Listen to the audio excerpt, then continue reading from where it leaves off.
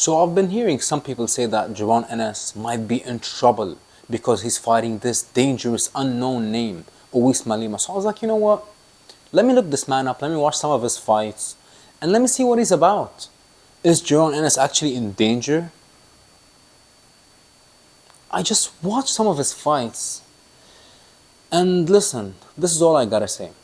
First, let's talk about Jaron Ennis. The man is so talented, he's so charismatic, he can do it all. I mean, listen, him as a fighter, the man is truly exceptional. His talent is unbelievable. Switch hitter, he's so powerful, and he's so aware inside the squared circle, and the man is having fun. You can tell whenever he's fighting, the man is having the time of his life. So when you talk about the skill set, the complete package of Jaron Ennis, aside from the experience, the man is absolutely unbelievable. Unbelievable. And when you actually look at his opponent, Uisma Lima, I mean, he is definitely not a slouch. He's not a bum. You know, like, let's be honest. The man is not just an opponent, you know. He's a good fighter. He's ranked. But this is the X factor here, beautiful people. He's just simply one-dimensional. And if Jaron Ennis cannot beat him, that means that Jaron Ennis cannot beat any 154-pounder at the elite level. I'm just being honest. Uisma Lima, listen. I was actually impressed with the man's character and the way that he's talking about this fight, more than his fighting abilities, actually. Like, when you actually look at him fight, nothing stands out. I mean, he gives it his all. He's not afraid to get into the fire and get into some heavy exchanges, even though he's not the biggest puncher, but he's definitely brave. But what I loved about him, actually, is the way that he's talking about this fight, his mindset. The man is coming to take everything from Jaron. And you love to see it, to be honest. Like, you don't want Jaron to be fighting someone who doesn't believe who can win this fight. Like, for example, I believe when Jaron fought David Avanesyan didn't really believe that he can beat Jaron. All he was saying that, I'm just going to give it my best. I'm just going to do my best, you know, short camp, I'm this and that. So, like, the man wasn't really oozing with confidence. But when you talk about Uisma Lima, the man is definitely not lacking confidence. This is his game plan. He's like, listen, I'm booking this ticket to Philadelphia, Pennsylvania. I'm going to come in, beat Jaron Ennis, leave with his #1 contender spot, and go back home. So you love to see it. The man is confident. The man is exciting, most importantly, when you talk about his fighting style. But he's up against it in this fight. Listen, Jaron Ennis can do it all, and Lima can do one thing, which is just pressure. Pressure, pressure, pressure. And listen, an elite pressure fighter like Bakram Murtazaliev and like Sebastian Fundora, they can definitely give Jaron Ennis all the trouble in the world. But how elite is Uisma Lima? Actually, the only fight that I watched was his fight versus McKenna, the fight that he lost. And McKenna is now at 160. So McKenna is definitely not a 154-pounder, and he is very tall, very slender, and he got a completely different style than Jaron Ennis. So you can't really say that McKenna did this, so Jaron can do this, the exact same thing. You can't really. I mean, one is like 5'10", and the other one is like 6'4", I don't know, like close to 6'3", 6'4". So just completely, when you talk about the styles, and you know, McKenna, he's not a switch hitter, Jaron is a switch hitter, and actually, you know, Jaron is more defensively sound when you talk about his reaction time. McKenna is your typical brave Irishman. You know, like he doesn't have anything spectacular that jumps off the screen when you watch him fight. But Jaron, everything jumps off the screen when you watch the man fight. Now, we still haven't seen him fight an elite, and I mean elite fighter, not just someone with a belt. Because let's be honest, I mean, in this sport, every division, we got 4 belts. You got 4 to 5 champions if you want to combine the IBO, the Ring Magazine. I mean, listen, champions are everywhere these days. But I'm talking about an elite 147-pounder or 154-pounder. Now, listen, we saw what happened with the Virgil situation. We can talk about it for days, but that doesn't matter anymore. We want to see Jaron fight someone, not just who believes who can win the fight, but most importantly, someone who can actually beat him. with the skill set.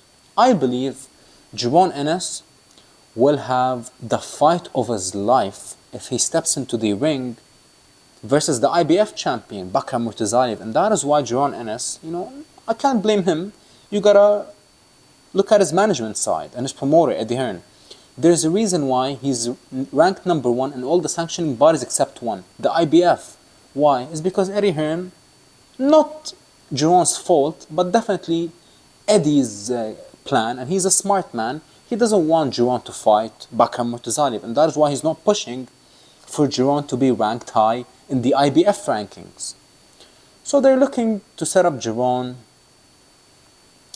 versus the other champions, you know what I mean, versus Xander Zayas especially. And Eddie Hearn actually came out and said a few days ago that I talked to Xander Zayas and Xander wants the fight. What does that tell you? That tells you that more than likely, if Xander stays at 154, they're going to make this fight happen. But I believe 2 fighters will give Jaron Ennis hell inside the ring. Who's to say that he can't beat them? But they're definitely more proven than him. Bakram Murtazaliev, the basso of the 154-pound division, and the fellow basso of the 154-pound division, and the fellow champion, Sebastian Fundora, the Towering Inferno, one of my favorite fighters. The movie character, as I like to call him. The man looks like a nerd. He takes off his glasses and he becomes an absolute killer and a monster inside the squared circle. And pick your poison with Fundora. Either you're going to box him on the outside and he's going to pepper you and knock you out after peppering you with long jabs, or he's going to get in on the inside and change your facial structure with his uppercuts, lead and back uppercuts. So listen, Jaron Ennis, no question, the man is so talented. He got everything it takes to become an absolute superstar, except the personality, to be honest. His personality is non-existent. You can't spend more than 30 seconds watching a Jaron interview. The man, like I said, I'll give him all the credit. As a fighter, he's 100 out of 10.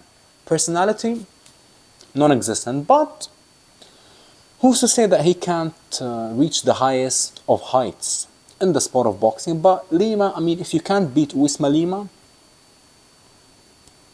then you're never going to be the best 154 pounder. You were definitely, arguably, the best 147 pounder.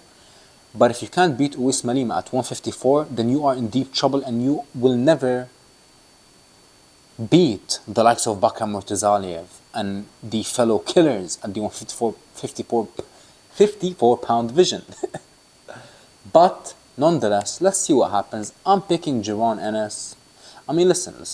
Give me a couple more days to break down this fight in its entirety, and on fight week I'll drop a complete breakdown of the fight with a final prediction. Because listen, anything can happen in this sport. But if, like I'm saying it right now, if Jaron can't beat a one-dimensional fighter like Uisma Lima, and especially Uisma Lima, the man got 0 significant wins on his resume. The only top fighter that he fought was McKenna, and he lost to him.